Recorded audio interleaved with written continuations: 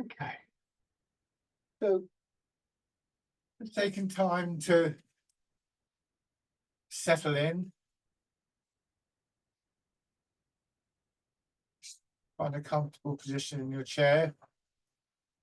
If you can, coming into what would be the ideal position really for these exercises, which is to be forwards in your chair, have about a third of your weight in your feet. So rather than relying on the back of the chair to support you, almost like you're sitting on a stool.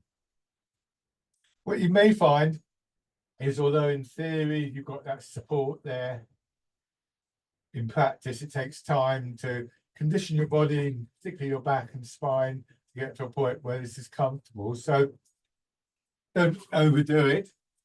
You might want to refer back to it every now and then, but if you find that your back's aching or stiffening up a bit, do sit back. And sometimes you'll see me do this if it doesn't feel comfortable.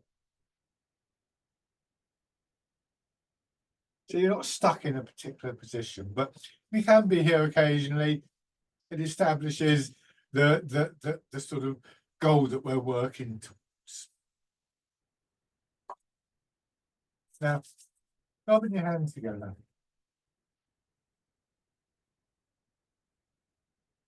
Tapping over your face.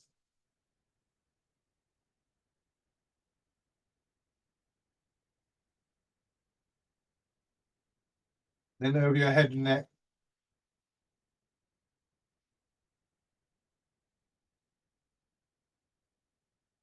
And to one shoulder, your arm. The other side. Exercise just to warm you up a little bit, but also to help you just focus your attention.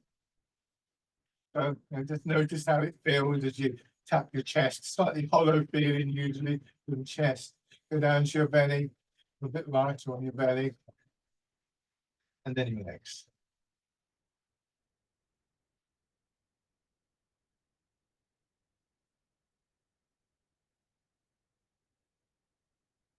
Okay. Now, change your posture, sit back in your chair, what I call the reclining position. With your feet out, you will drop back into the chair quite naturally. And this is really to draw your attention to a very specific quality in Tai Chi that we try to look for in the upright stances. So this feeling of allowing gravity to work through your body, to pull you into the chair, to stop that sense of having to resist gravity, which can cause a great deal of tightness and stiffness in our bodies. Noticing that as you do, and you start to release some of the tightness in areas like your shoulders, chest, your belly, you become a little bit more aware of both the chair, but also this feeling of being supported from within the body. If you go from a very tight feeling in your shoulders and upper back and chest, and just let the shoulders drop back, like I've just done, from here to here, maybe with your arms down, actually you'll realize that chest cavity is still there, that the structure of the skeleton supports the shape of the body from within.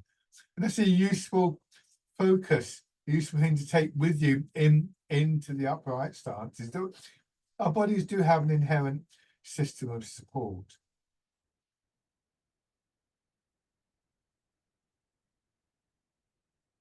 And notice any other key elements that arise for you, key aspects that you might want to try and repeat in the upright position.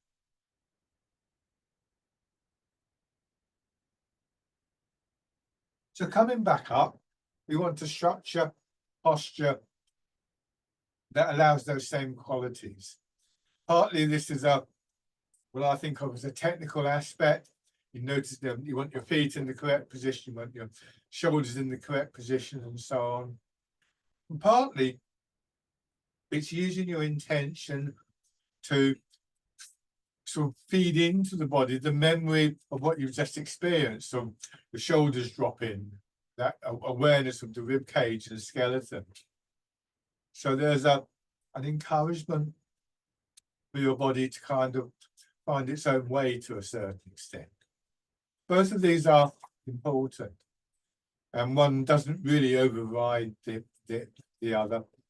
Both present a posture that we gradually move towards that allows this dropping of our weight through the body, allows gravity to put our center of gravity down.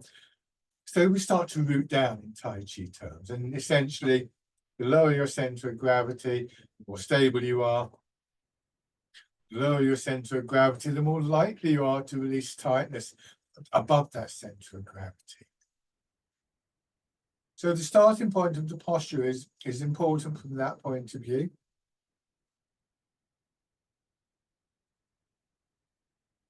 Another important element in bringing our attention to our posture is that we are bringing our attention in. So around this time of year, you can get very hectic.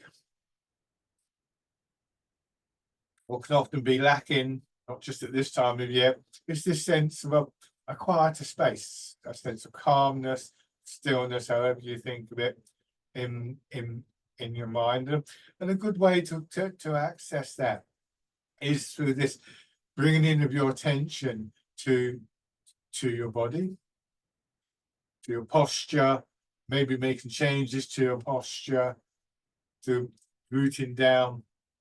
And when we start the movements, to these subtle changes that take place within the body.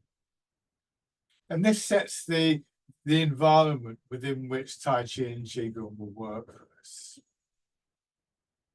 Stillness of the mind, the settling of your body, combining to give you a sense of spaciousness.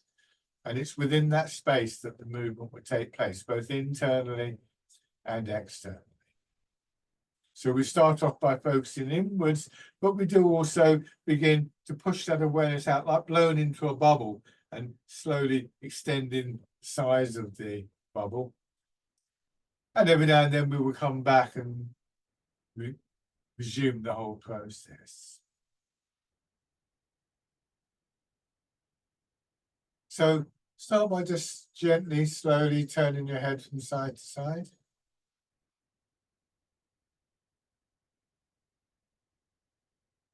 So all that movement will take place within that space. The movement itself will help to push the space out a little bit more, the way that water will sort of like enlarge an area that it's flowing through.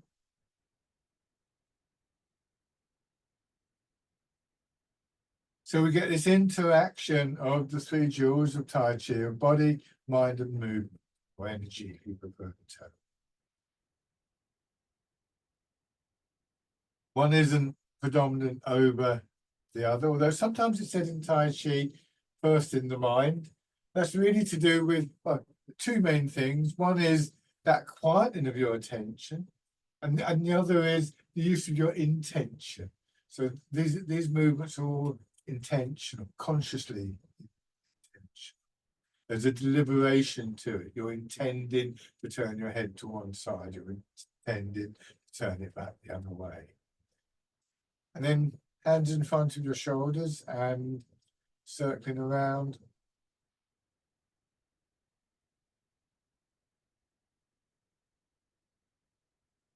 So circling your elbows, just feeling the movement in your chest and your upper back. When we start to lose some of that tightness and that stiffness, we're more aware, I find, of what I think of as the connections in our body. So as you do this, as long as you're not stiffening up, say, in your ribs or your shoulders, then hopefully you'll start to feel that when your elbows move, there's a responsiveness in your chest, your upper back, your sides, changing direction.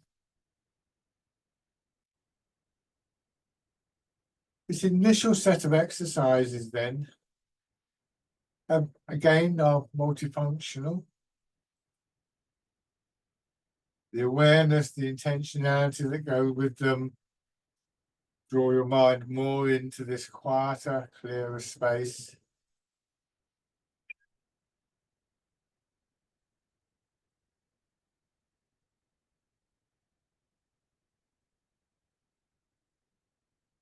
And dropping down to your sides.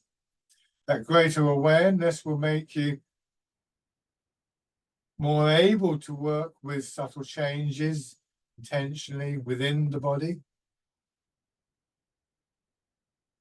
Don't worry about what those changes might be at the moment. Just observe what's happening as you rotate your arms like this.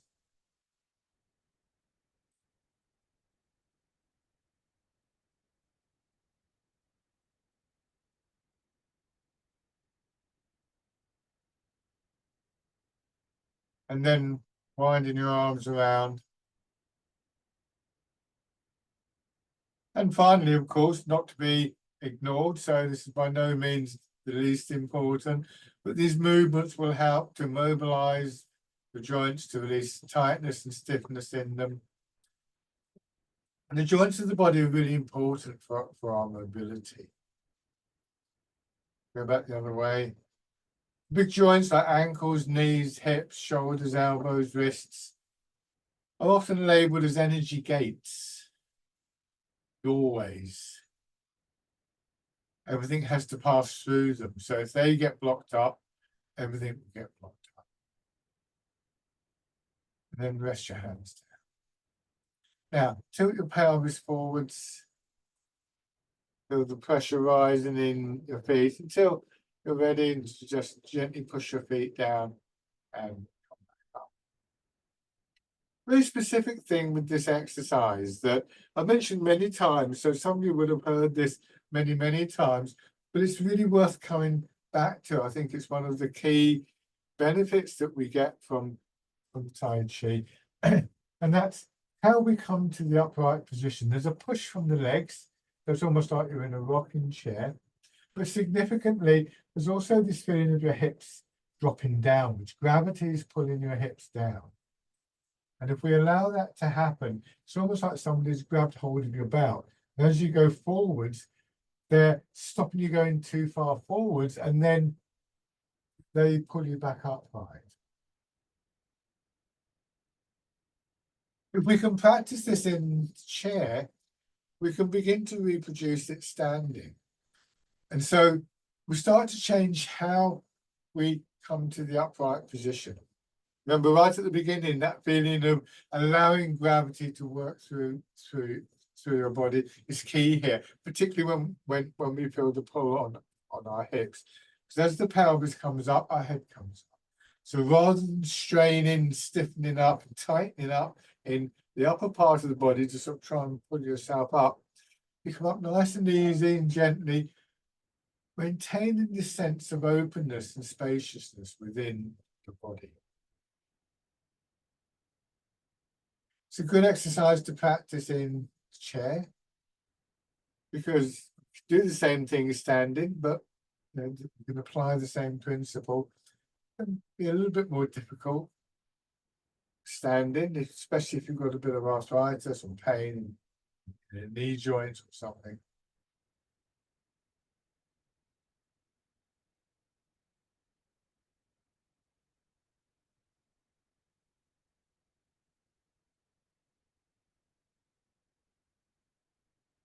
Now turn a little bit in your hips and your waist, taking your head towards one leg. And again, this illustrates another key principle, which is that the movement coming up from the ground, the energy coming up from the ground is guided into particular patterns, largely through the physical center of the body, your hips and your waist, and the focusing of our attention and intentions through that area. When you come back, if you turn towards the other leg, then more of the weight will go that way. And if we were doing something with our arms would have followed that. We're not at the moment, but when we come to that, you'll see how that works.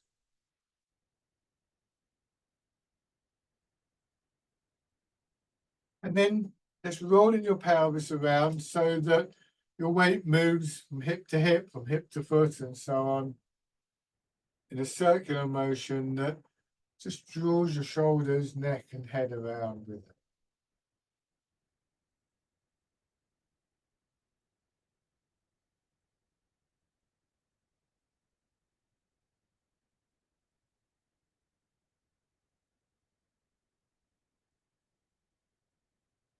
Back the other way.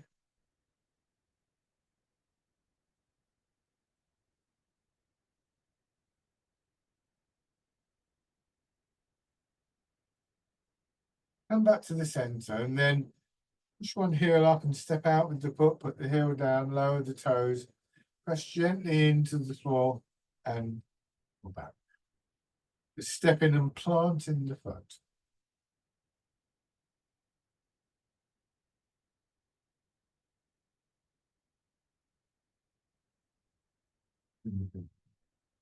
Change sides.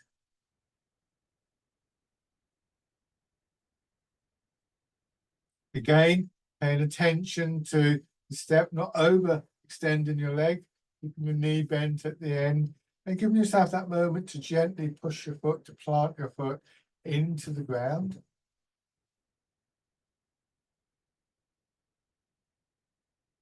And come back to the sitting position. So these are all things that we want to feel are working quite nicely, sort of ticking along in the background.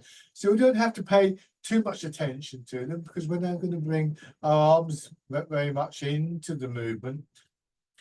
And at this stage, we want to bring all these things together, so that rather than, you know, one leg doing this and an arm doing this, or, you know, feeling the movement in the center and perhaps not anything else, or whatever it happens to be, we just feel that we move as one complete unit.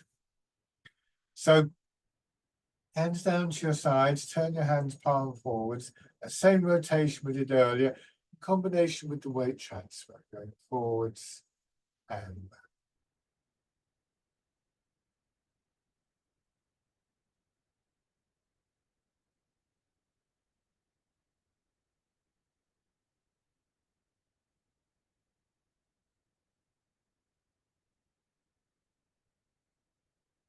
As this bird folds its wings.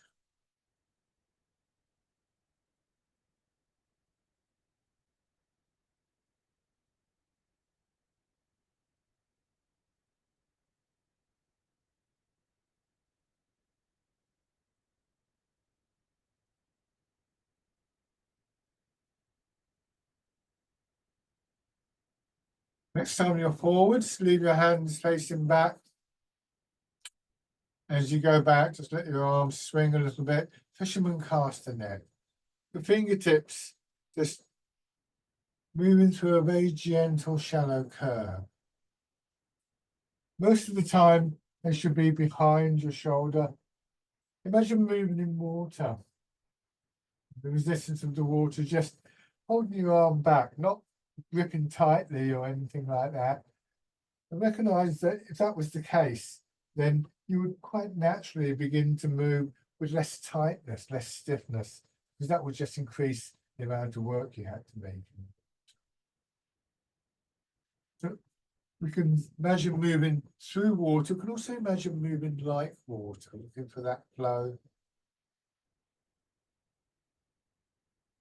That flow will come out of the sense of connection. Moving from your hips to your shoulders, from your shoulders to your feet, your upper back to your fingertips, all become possible connections when there's nothing laying over those connections. So moving with connection is the natural way of movement for our bodies, but quite often in one way or another, we've lost that.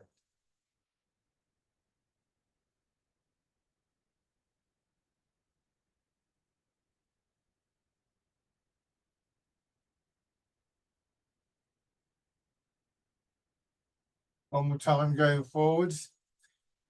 So this time, leaving your arms out in front, and as you come back, notice how they're drawn up Drop your elbows down, so you're rolling the ball in towards your chest. To start off with this one, just leave your arms here, come up, and this is about as high as they'll go until your elbow drops down.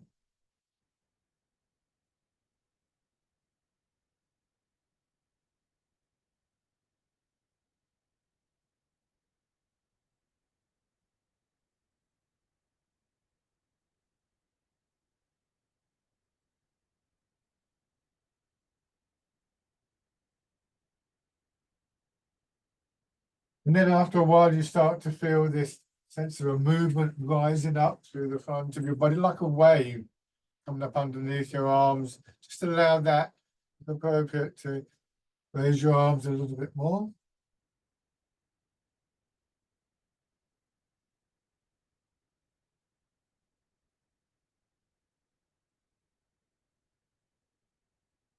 Rolling the ball into your body. When you come to the upright position, hopefully a growing sense of familiarity with the qualities of that. I mean, you get to here, and then there's just a moment settling, and that's when your hands will start to come in. That was very exaggerated, but in theory, our hips will and our legs will take care of our body coming upright. In practice, you're almost certain to stiffen up somewhere. So just give yourself that moment to release that.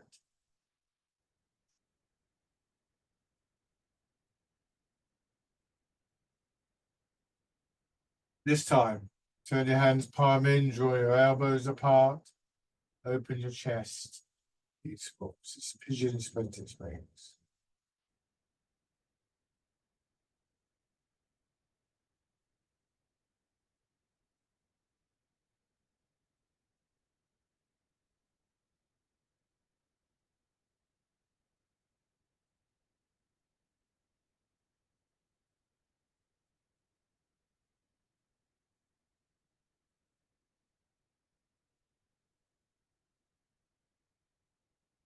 One more time. And then leaving your hands in front of your hips, slightly more focused and with a slightly stronger feel, pushing wave. Here it's as though as you go forwards, that forward movement pushes your elbow forwards. Again, you're not trying to lift your hands, you just let them naturally swing up.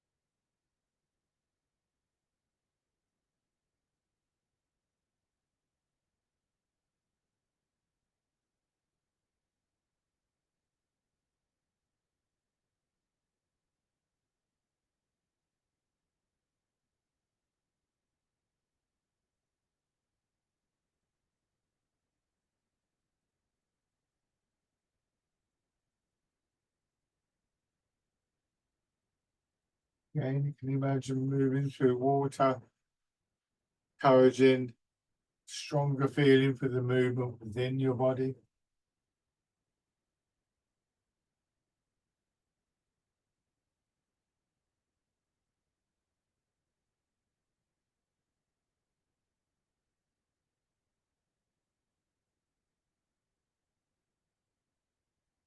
One more time. Then rolling your fingers into a hollow fist, just coming back, bringing your elbows just in front of your hips. Push forwards, rotate your arms, extend out. And from the side here, you can see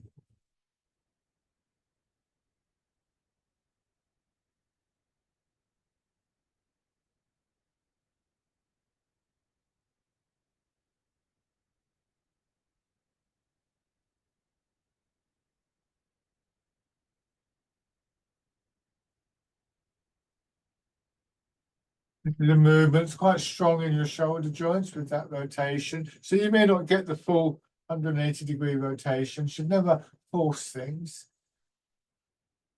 Remember, the the movement itself has these qualities of creating space. You feel almost as though areas of your body are being very gently massaged.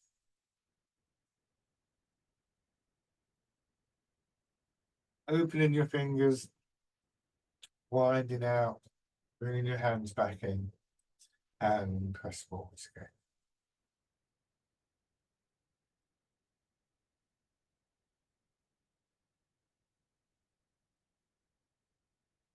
Sometimes you may want to think of a sense of gathering the energy in before you press forwards.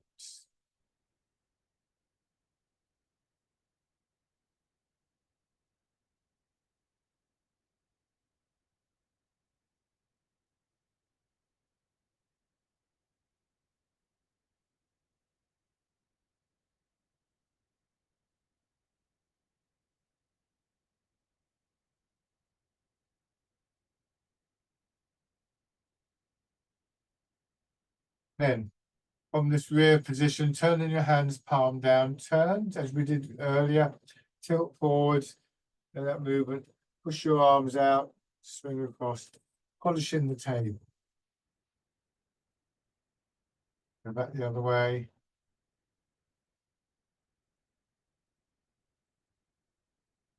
In a moment, I'm going to stand up so you can see how this exercise works standing. It's really quite subtle when it comes to the chair-based exercises. You stay in your chair.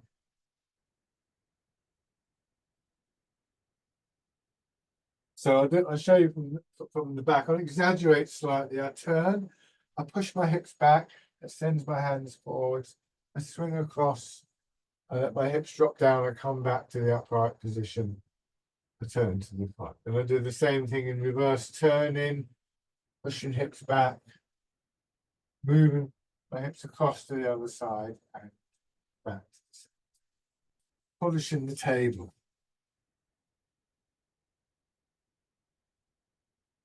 If the idea of housework doesn't appeal, imagine just rolling a ball around.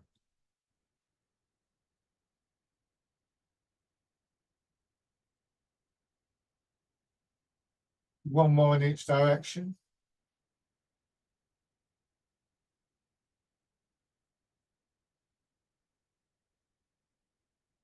Although we're seated, we're still trying to get a sense of our weight moving. As in the earlier exercises we did, simpler exercises, weight moves from hips to feet, from foot to foot, from hip to hip.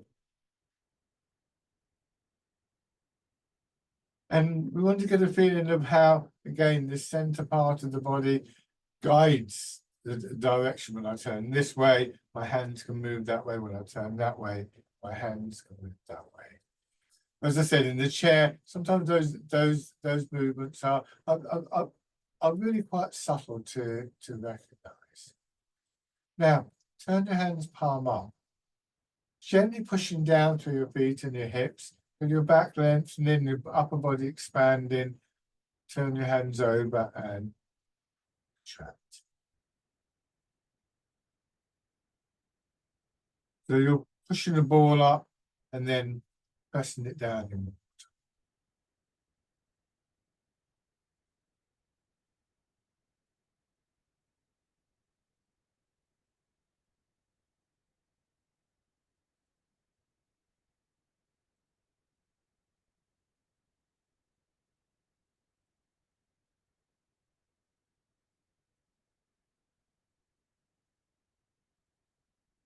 So it's called rooting down because it begins with that downward movement, almost like you're going to stand up. And this is a principle that we want to try and sustain in all the movements, that there's always what we might call a counter movement, a balancing movement. And ultimately, whatever pathway it takes is going to end up going down into the ground. So here we see another aspect of our root, that, like the root of a tree, it really is where we draw a great deal of energy from.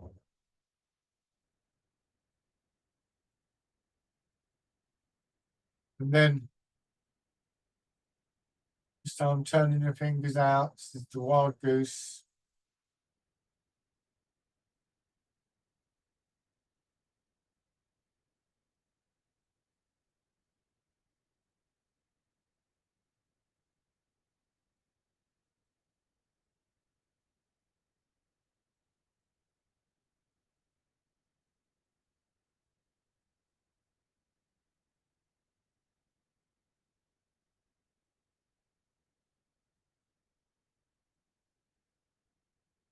Then ease forwards. This time let your hands just pass a little bit in front of your knees.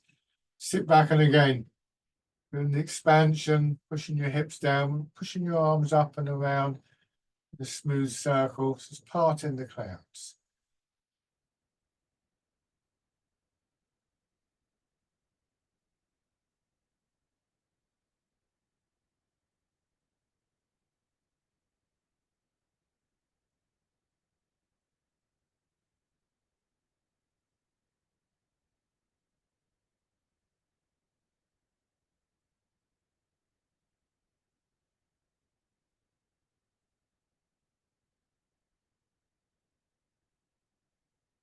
One more time.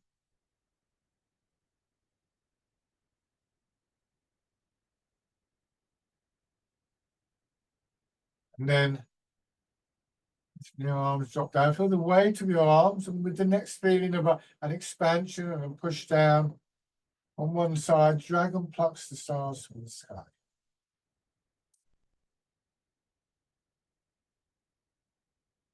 Extending through one side of your body, from your foot to your fingertips.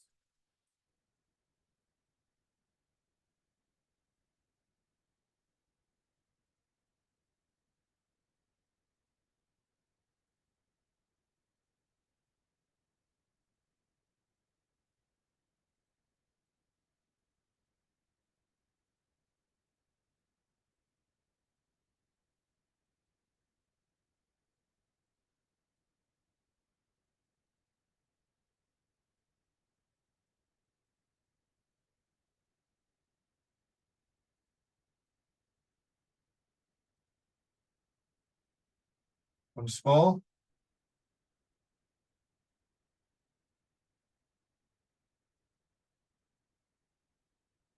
And then pushing in two directions.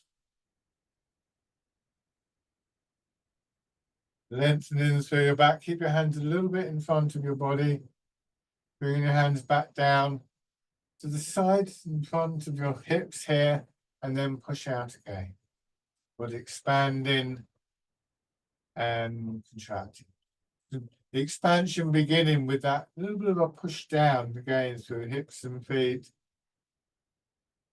And the movement, therefore, expanding out from the center of your body and back in, and bringing your hands back to that position so that you're really practicing mentally, if you like, in your mind, returning your attention to this all significant central part of the body. That's the bit that is sinking towards the ground. So it's the bit that roots down. It's the bit that the expansion begins from. It's the part of the body that, if we push our arms out and we make a turn, changes the direction of the arms. Turning back to the... And then in the other direction. And back. And then facing forwards and pushing out.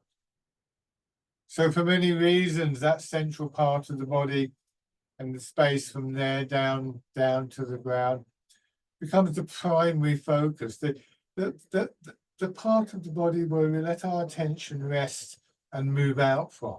It doesn't stay there, but it returns there.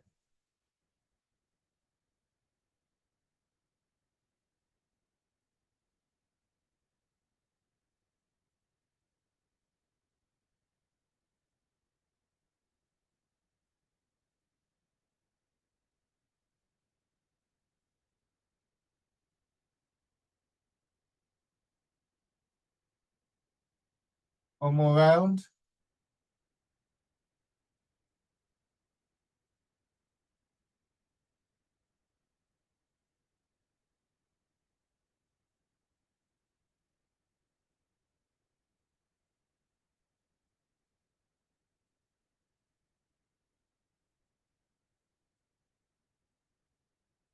This time, as you push your arms out sideways, one foot extends to rest on the heel, knee a little bit bent.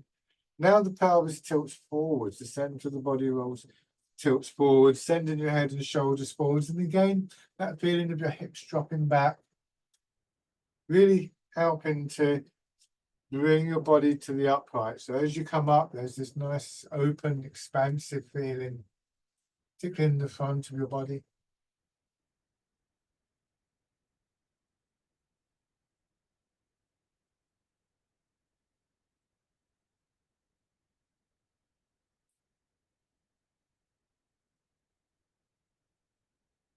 And then grasping the tiger's ears, this time your head pushed upwards, drawing your arms around.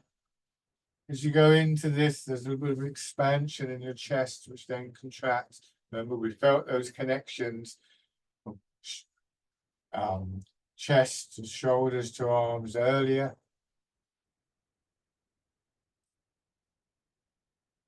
And rather than straining your arms and your shoulders, again, try and feel more of your body is involved in the movement. Change sides.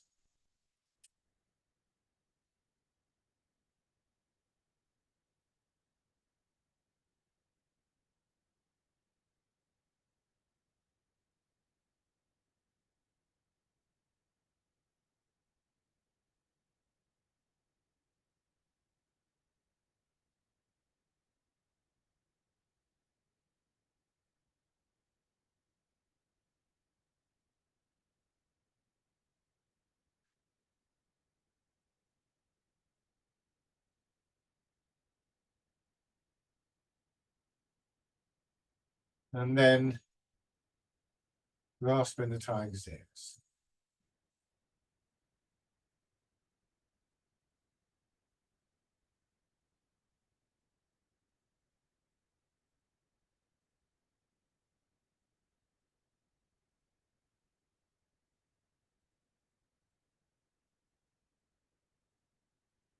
One more time.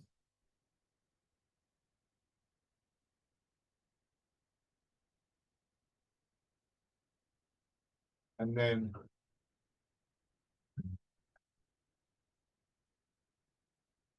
once again, rubbing your hands together. And you go from seated to standing, tapping over your face.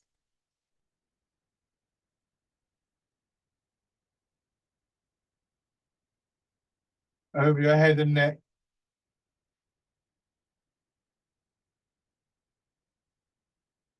Down to one shoulder, arm, the other side, and the upper part of the chest.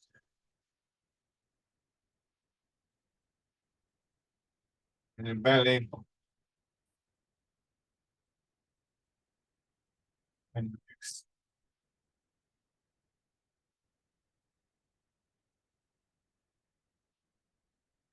Just to warm your legs up a little bit, push your heels up. Sort of pulsing, pumping, feeling in your legs. And then go around in a circle with your knees as you do this. And back the other way.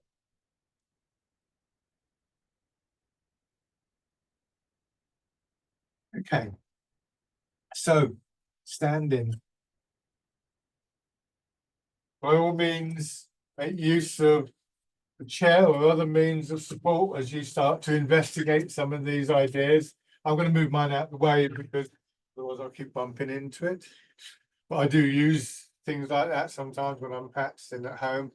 We reproduce those qualities. The structure is different, but the feeling of the movements is the same. Starting with a parallel start with your feet below your hips.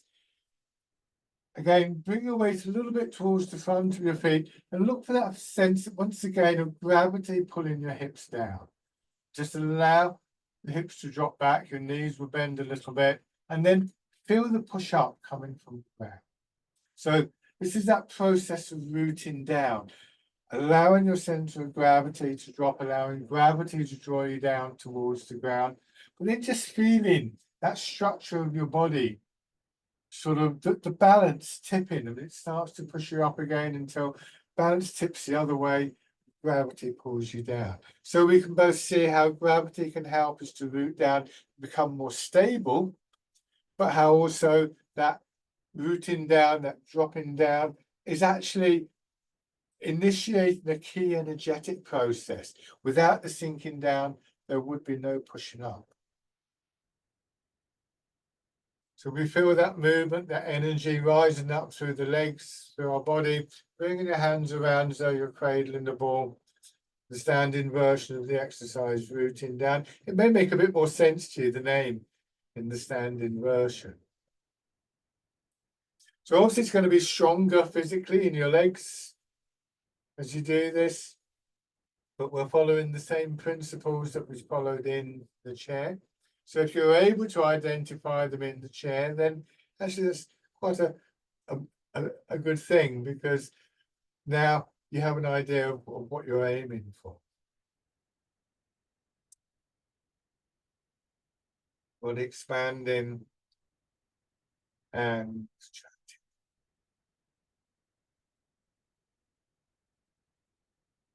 expanding and then change into the wild goose.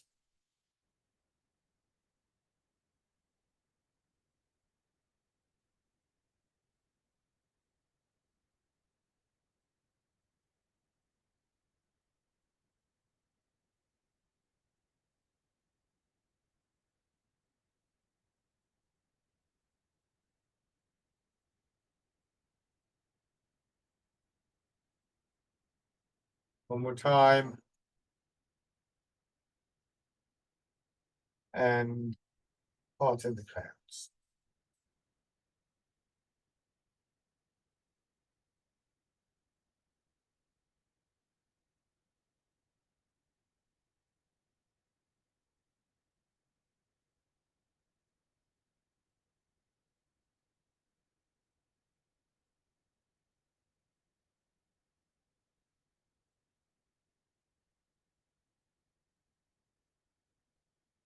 Once more.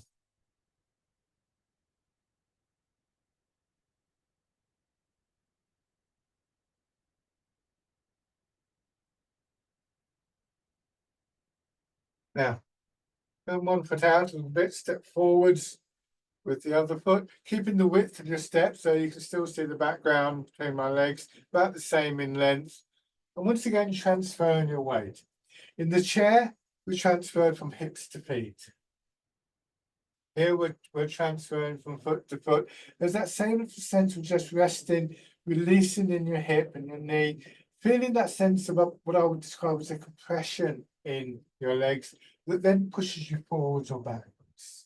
Once again, it's the releasing and that sense of gravity working through your body that leads to the movement that you can see moving you around. It may mean that your knees bend a little bit more, but not necessarily. Remember, when you're in the chair, your knees didn't bend more when the weight went into them. So it's not necessarily the case. It may happen in the chair. Excuse me while I get a drink. However, don't start equating how far you bent your knees with how much you're rooting down. This is that feeling of settling through your body that I think is probably a little bit more obvious in the chair.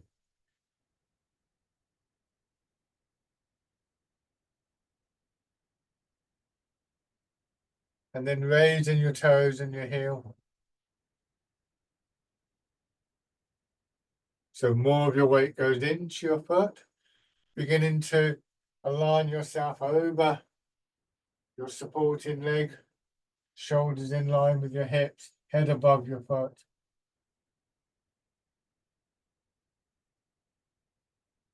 And then stepping in and then out. Planting the foot, you put the heel down, you lower the toes, you press in gently, you move the weight. When you step back, it's going to be the ball of your foot go down first. Take time to align yourself over your supporting leg, to let your weight sink. Before you take the step, it's not a race.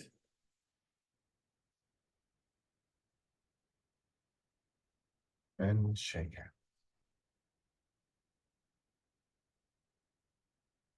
So, put the other foot forwards, and same thing on the other side, transferring your weight, trying not to stiffen up in your hips or your knees, going very carefully. Remember, this is strong in the muscles of your legs. Looking for that fluid movement from one foot to another.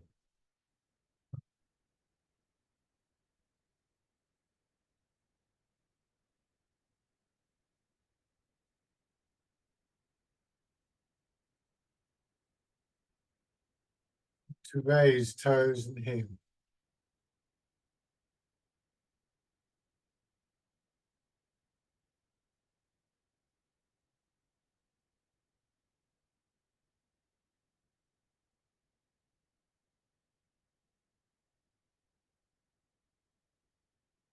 And then stepping in.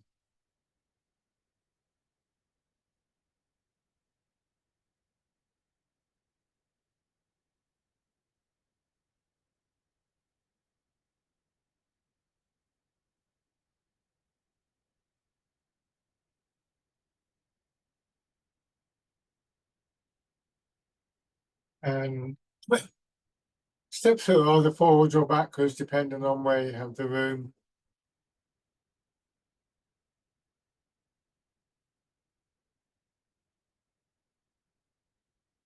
Carefully planting the foot before you commit your weight. Go back in the other direction.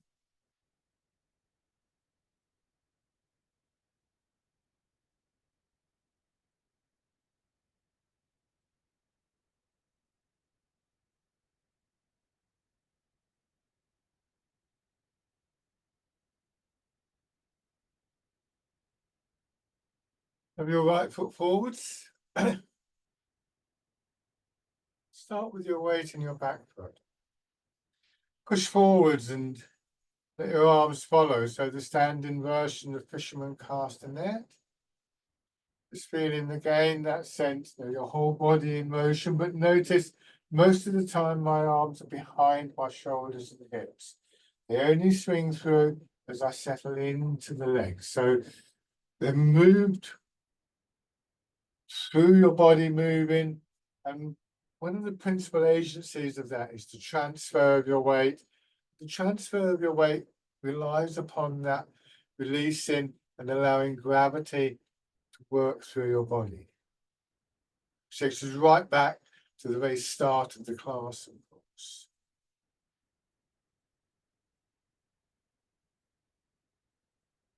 That feeling of yielding to the pull of gravity and maintaining a structure that makes that possible.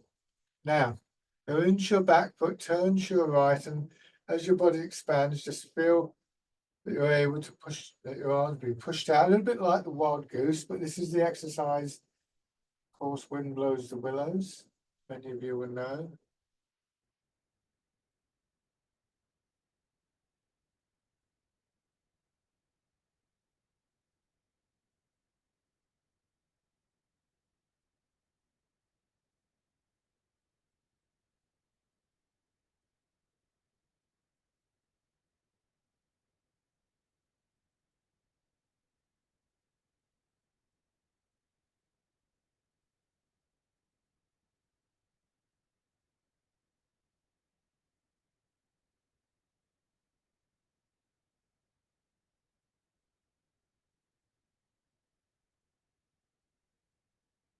Okay, and then shake out.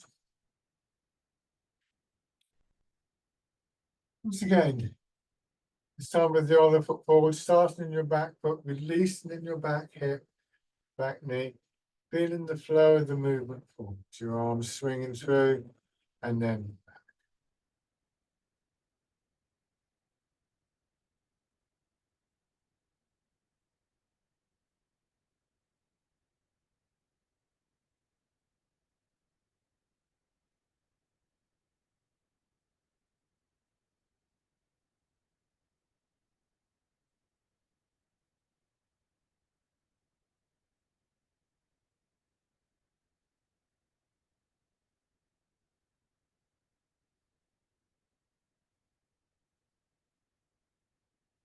So you're moving through water.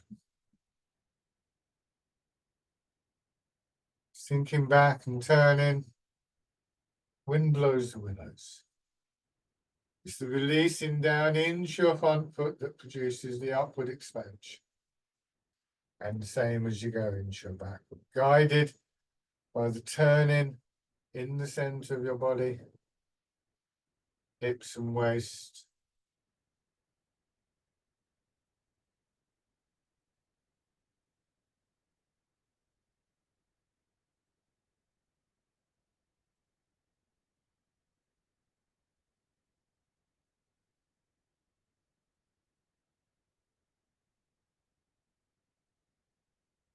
Forwards, push your back knee in. Or if you'd rather go backwards, then do it the opposite way around. But bring the empty foot in, plant it out, move the weight forwards, turn in as you do. As you get there, bringing the other foot in, checking your posture as you do. Take your time. This is dragonfly skims the water. And you bring the foot in, and if it's comfortable for you, you just raise the leg. Step out.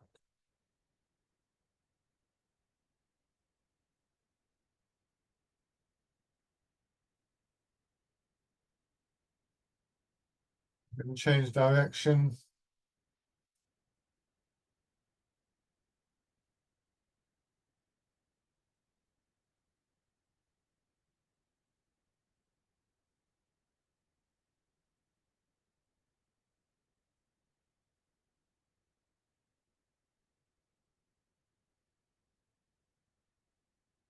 Try a few more. Changing direction when you need to.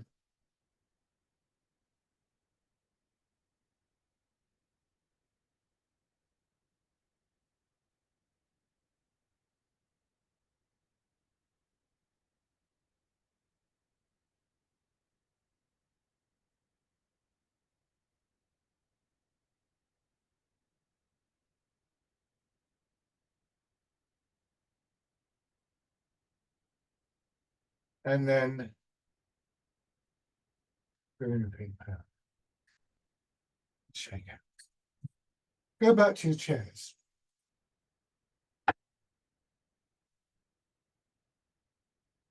So this is the last full week of classes this year. There's one more seated online class on Thursday, and various in-person classes happening. But then there'll be a 2-week break, and we'll pick everything up again in that first sort of full week of January, which starts with the 6th of January. So in the new year, the first online seated class will be the 7th. So if you're able to make any of those classes, it'll be lovely to see you. But I know it can get very busy for people at this time of year. So have a lovely festive season, however you celebrate it and spend it. And do try and remember to sort of like find that little bit of quiet and stillness. It can get to be a very busy time, and just remember what it feels like in Tai Chi. That sense of what we call the stillness within the movement can be very helpful. And this last exercise, I think, as always, will illustrate that very nicely. Embrace tiger, return to the mountain. So let your hands drop down, pushing your arms out, body expanding, but then hips sinking into the chair, shoulders dropping, elbows relaxing, drawing your hands in and down, just resting for a moment in this position, and then start the whole process again. So just try to identify 1 or 2 things that might be useful to you, to bring your attention back, to give you a chance to just sort of access that feeling of stillness, spaciousness, whether it be the image of the mountain or some kind of physical response in your body.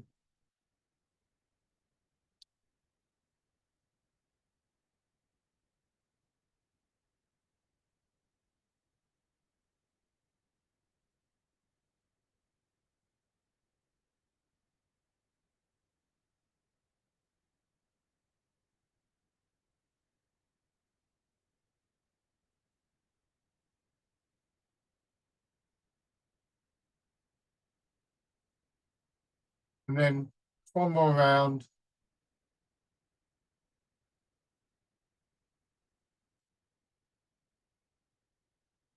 Um,